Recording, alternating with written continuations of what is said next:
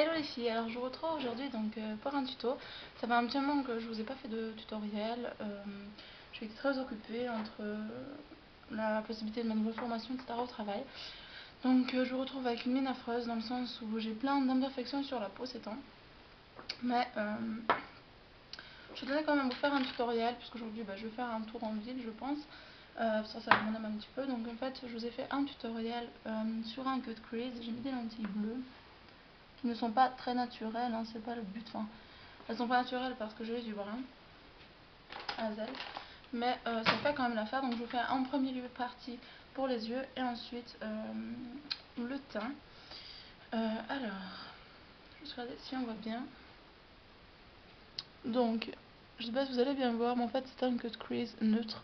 Je suis beaucoup dans le neutre, hein, même au niveau du vernis. Je sais pas si vous voyez bien. C'est un doré, un beige doré en fait, qui est le Iced Age Reload de Essence de la collection Crystallized. Donc voilà, donc je vais commencer tout de suite. Donc j'ai déjà appliqué ma primer potion sur toute la paupière mobile et la paupière immobile et le ras de cils inférieur. J'ai choisi celle-ci au lieu de la Too Faced parce que la Too Faced a tendance à me rendre la paupière trop sèche et en fait j'ai plein de petites peaux ici et c'est vraiment pas agréable ni très joli lorsqu'on veut faire son make-up. Donc du coup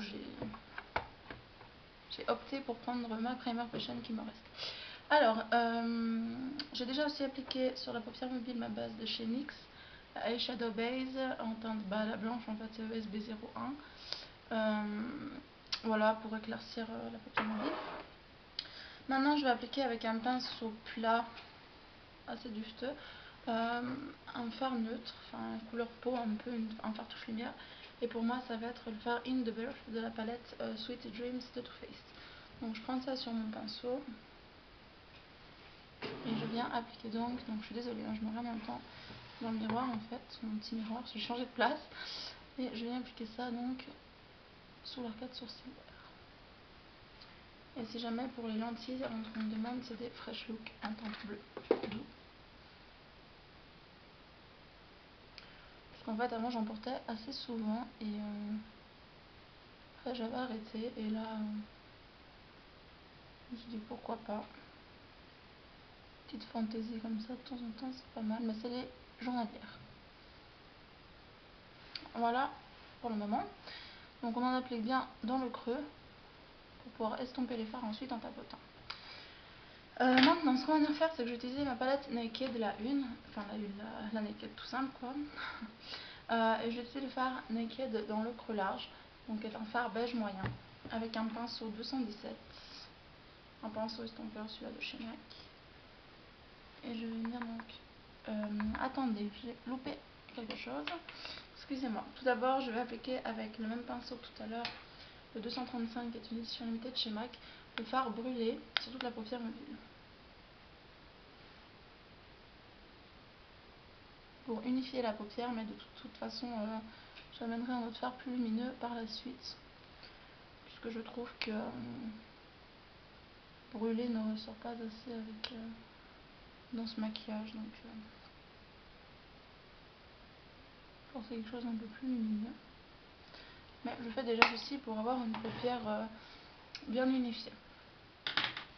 Donc maintenant avec mon 217 et le fard Naked, je viens tout simplement tracer le creux large. Donc ça c'est très facile à faire, en fait c'est l'os. Donc le creux en fait est juste au dessous en fait. Vous pouvez vous mettre un petit peu dans le creux, c'est pas dérangeant du tout. Mais c'est un fard très clair. C'est un marron, un beige marron qui est quelques teintes au-dessus de ma carnation, etc. Donc du coup, c'est vrai que ça peut faire un... On peut y aller tranquillement. Et c'est assez difficile de swooper, assez compliqué de swooper en fait, avec un fard aussi clair. Enfin, pour ma carnation c'est le top. Après pour les carnations plus foncées, donc les peaux mat ou noires, je conseillerais plutôt le fard Buck. Oula. La palette me joue des tours.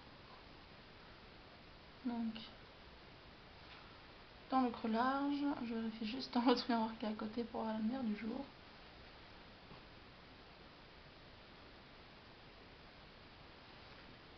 Voilà, ça m'a l'air suffisant, je rajouterai si jamais après. Et maintenant avec un pinceau 226, donc c'est une édition limitée qui est un pinceau vraiment spécifique pour le creux. Après vous pouvez très bien utiliser un pinceau 222 par exemple. Je vais faire avec ça en fait bien mon creux, mais tout d'abord je vais estomper le fard beige ici avec la touche lumière.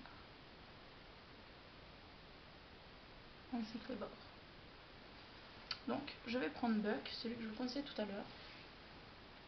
Un marron un peu plus foncé que le beige, Naked. Et en fait je viens me prendre sur le bout du pinceau et je vais vraiment très léger. Donc tout simplement je vais dans mon creux.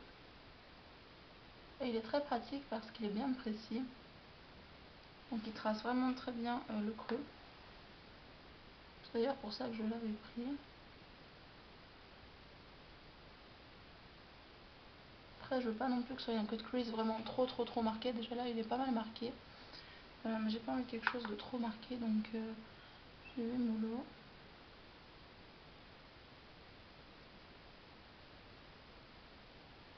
Je sais pas si vous voyez quelque chose. J'ai une partie à contre-jour, donc c'est pas très pratique. Donc voilà, une fois que j'ai fait ça, je prends mon pinceau 217. Je vais utiliser pour le beige et je viens tout simplement estomper les bords au-dessus et non pas au-dessous. Voilà, alors je vérifie juste de l'autre côté. Je vais rajouter un tout petit peu du fard Naked, donc le clair.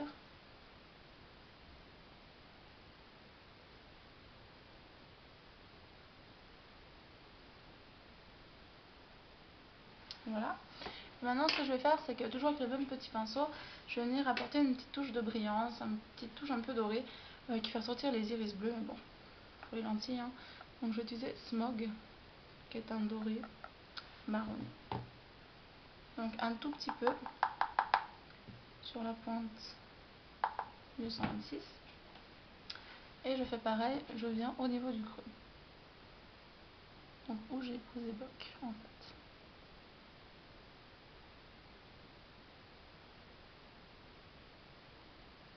Et ça va amener en fait une petite touche un peu plus lumineuse.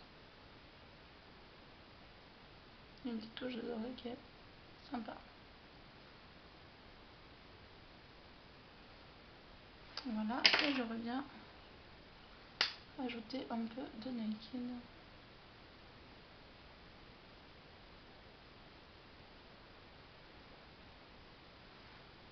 Voilà.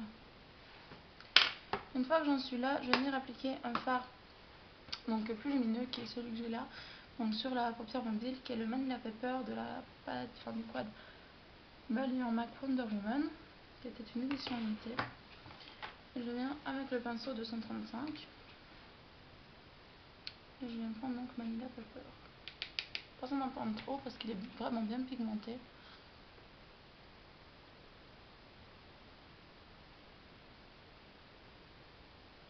Et je trouve que ça fait vraiment plus beaucoup plus lumineux en fait. Et j'aime beaucoup utiliser lorsque je fais des cut crease. Et j'en mets ce qu'il reste sous l'arcade sourcilière.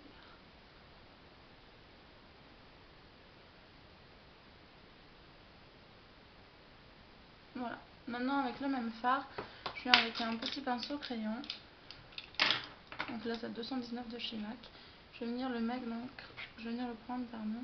Je vais prendre donc Manila Paper et bien l'appliquer dans les 1/3 du ras de cils inférieur si on veut. Donc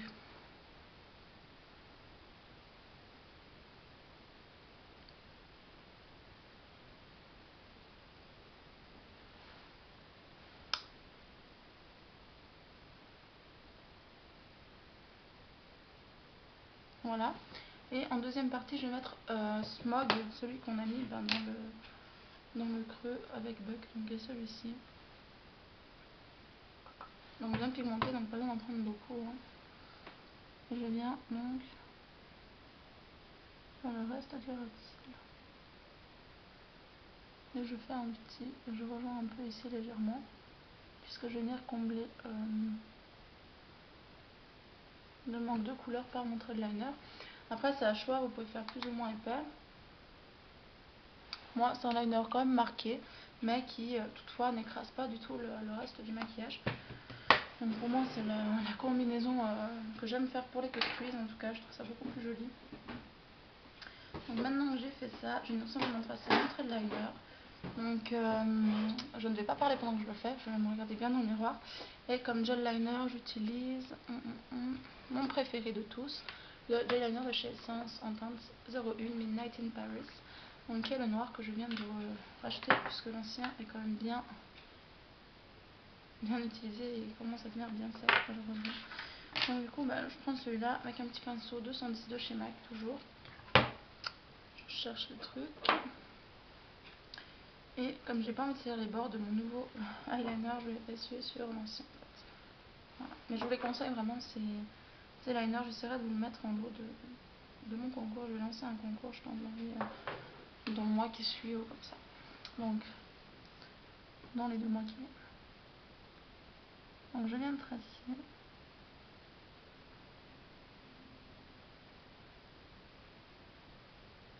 D'ailleurs, si vous voulez une vidéo, dites-moi pour le liner, que je sache.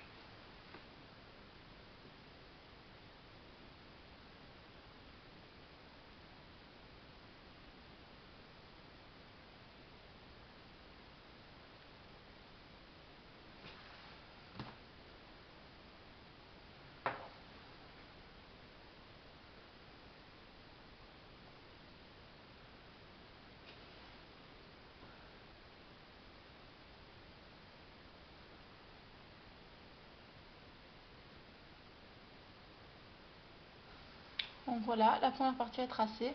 Maintenant, je vais poursuivre la virgule. Donc je suis en fait ma paupière. Je ne vais pas monter alors que ma paupière est un peu tombante. Je vais simplement suivre comme ceci. Et je viens fermer en suivant le rétine inférieur.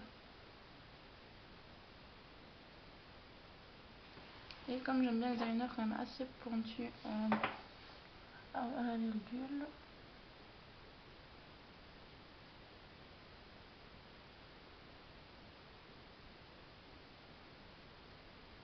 et bien je viens tracer une petite pointe.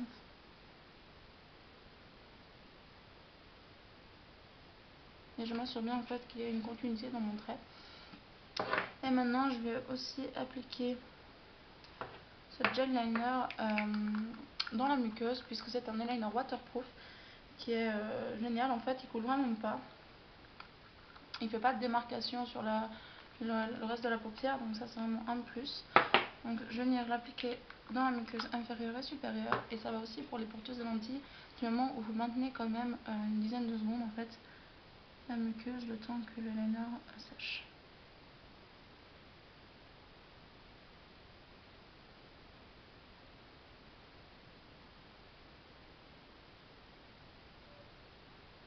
Là j'en ai pris un peu trop.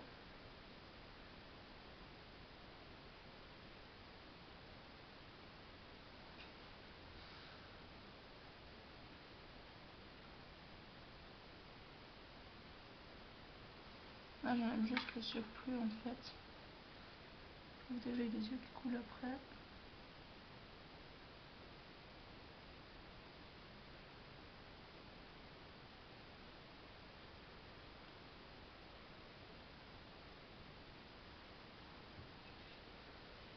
Voilà, et ce que je fais quand j'en ai trop mis, je prends une Q-tips en fait et je tapote en fait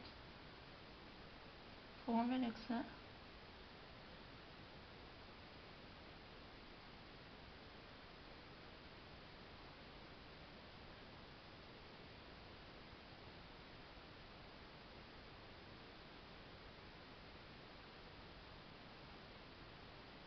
J'enlève tout ce qui peut en fait déranger la lentille. Et avec ce qui reste, je vais le mettre dans la muqueuse supérieure.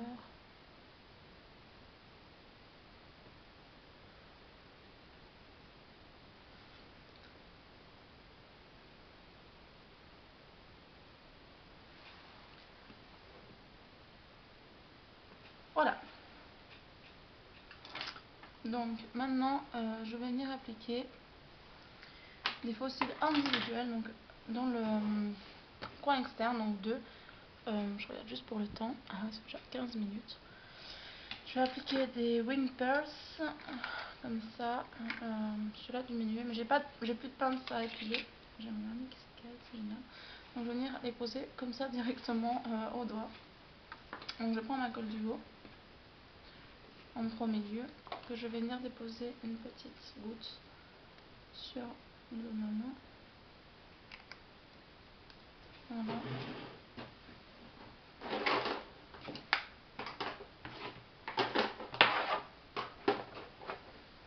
Je ferai une revue sur mes derniers achats essence, j'en ai acheté 4 et dans celui-là je ferai quand même une petite revue. Donc maintenant je prends mes fossiles donc avec les doigts, ma foi j'ai pas le choix. Et je les avais achetés en fait au prix de 10 francs, 2 paires comme ça. Je vous ai fait une petite revue et ils sont vraiment très bien. Donc j'attends que ça sèche un peu. Je m'inquiète un petit peu parce que c'est pas vraiment l'œil où j'ai l'habitude de... Enfin, je suis plus à l'aise en mettant des fossiles comme ça au doigt sur l'autre œil, mais bon, on verra bien. En fait, il faut aller comme ça et puis piquer,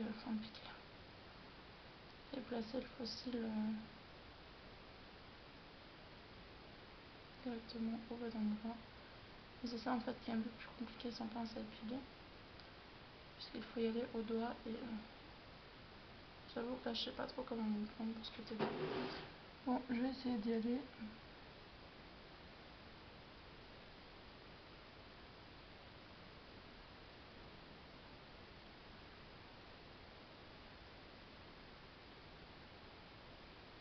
Donc j'en ai mis un, c'est déjà ça, il aura au moins un posé. Je mets le deuxième, je souffle un petit peu en fait, pour que la colle adhère mieux dès que je le pose, puisque c'est plus embêtant lorsque le fossile n'adhère pas. Et je le pose lentement externe en fait, parce que c'est là où je trouve que mes cils ne sont pas assez longs, enfin, comme beaucoup de personnes. Donc je comble avec des espèces de petits fossiles. Ah là, je suis sûre que c'est pas évident comme ça.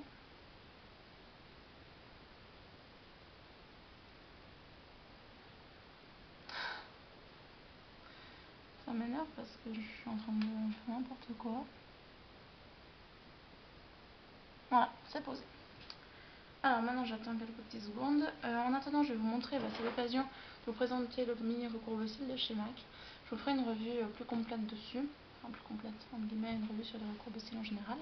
Et en fait pourquoi j'ai acheté ce recourbe-cils, tout simplement pour pouvoir bien recourber mes cils internes et externes. Là je vais pas recourber ceci puisque j'ai des faux cils et que j'ai pas envie que les faux cils prennent beaucoup plus simplement la marque, donc faites attention lorsque vous posez des faux cils.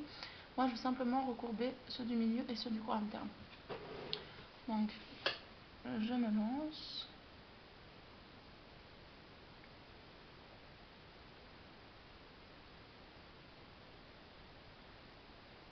Voilà, pas plus compliqué que ça. Et maintenant je mets mon mascara, donc j'utilise le télescopique de chez L'Oréal.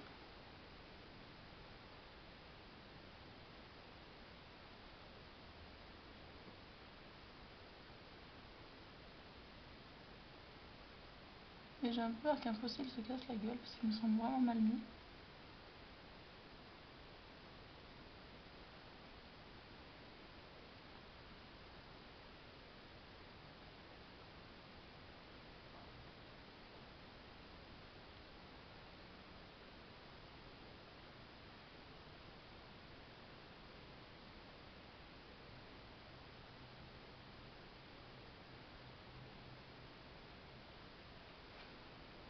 Mais c'est pas grave, on verra pas grand chose.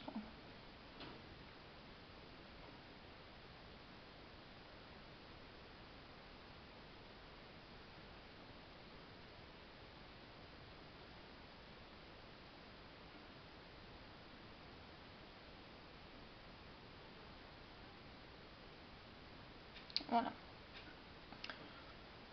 Alors ça va aller, les gens ne verront pas puisque ils sont pas assez prêts pour remarquer avec les yeux ouverts. Bien ouvert, et j'en sourcil inférieur.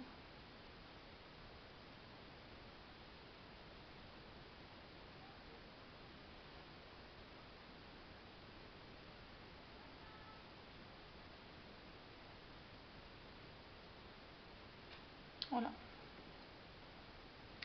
Bah écoutez, le tuto des yeux est terminé, donc je vais essayer de vous montrer d'un peu plus près ce que ça donne. Et je vous retrouve donc pour la deuxième partie, teint plus lèvres et plus blush. Je vous fais des bisous et je vous dis à très vite. Bye.